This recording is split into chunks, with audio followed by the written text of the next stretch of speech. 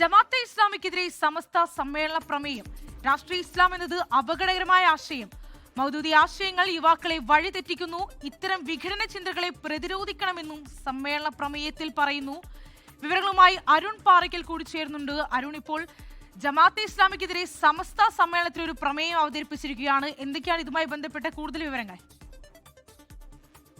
ശ്രീനിധി, കാസർകോട് കുണിയയിൽ ചേരുന്ന സമസ്തയുടെ 100ാം വാർഷികത്തിന്റെ ഭാഗമായുള്ള അന്താരാഷ്ട്ര സമ്മേളനത്തിലാണ് പ്രമേയം അവതരിപ്പിച്ചിരിക്കുന്നത്. ജമാഅത്ത് ഇസ്ലാമിക്കെതിരെയാണ് പറയുന്നത്. രാഷ്ട്രീയ ഇസ്ലാം എന്നത് അപകടകരമായ ആശയമാണ്. ഈ മൗദൂദി ചിന്ത യുവാക്കളെ ഉൾപ്പെടെ വഴിതെറ്റിക്കുന്നു. പാൻ ഇസ്ലാമിക് തീവ്ര ചിന്തയ്ക്കെതിരെ ജാഗ്രത വേണമെന്നുകൂടി ഇതിൽ പറയുന്നുണ്ട്. മതരാഷ്ട്രവാദം ഒളിച്ചുകിടത്തുന്ന വൈകാരിക പ്രകടനങ്ങളിലൂടെ രാഷ്ട്രീയ ഇസ്ലാം അപകടകരമായ ആശയത്തിലൂടെ മുസ്ലിം യുവാക്കളെ വഴിതെറ്റിക്കുന്നു എന്നാണ് സമസ്തയുടെ പ്രമേയത്തിൽ ഉൾപ്പെടെ പറയുന്നത്. നിഷ്പക്ഷ മാധ്യമങ്ങൾ എന്ന വ്യാജേന പ്രവർത്തിക്കുന്ന മാധ്യമങ്ങൾ വഴിയാണ് ഇത്തരത്തിലുള്ള പ്രചരണങ്ങൾ നടക്കുന്നതെന്നും മുസ്ലിം യുവാക്കളെ വഴിതെറ്റിക്കുന്നതും പറയുന്നുണ്ട്.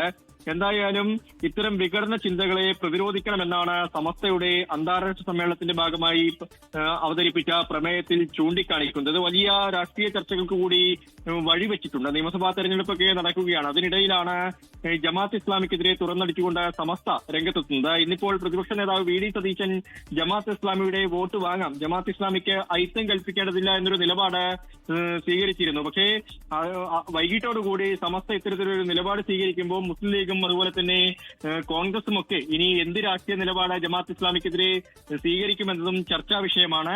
ഇന്നിപ്പോൾ വൈകിട്ടാണ് സമസ്തയുടെ പ്രമേയം അവതരിപ്പിച്ചിരിക്കുന്നത്. ശ്രീനിധി, ശ്രീ അരുൺ പാറയ്ക്കലാണ് കാസർഗോഡ് നിന്ന് വാർത്തയുടെ വിവരങ്ങൾ പങ്കുവച്ചത്. ലോകത്തെവിടെയായാലും ഏത് സമയത്തും 24 വാർത്തകളും ഓഗ്മെന്റഡ് റിയാലിറ്റി പാക്കേജുകളും എക്സ്പ്ലെയിനറുകളും വിശദമായി കാണാൻ ഞങ്ങളുടെ യൂട്യൂബ് ചാനൽ നിങ്ങൾക്ക് സബ്സ്ക്രൈബ് ചെയ്യാം.